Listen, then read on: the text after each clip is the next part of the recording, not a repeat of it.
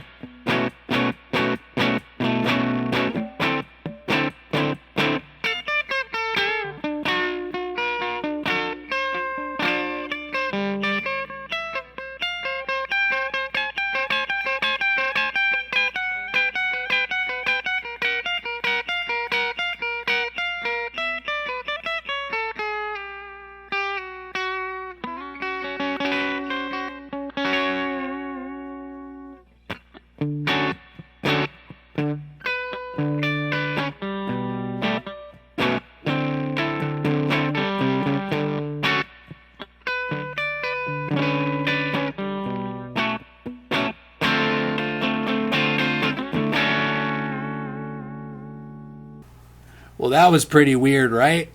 I hope this video gives you a good idea of how this pedal affects your sound. If you have any questions about this pedal, just leave me a comment in the comment section. Have a fun day.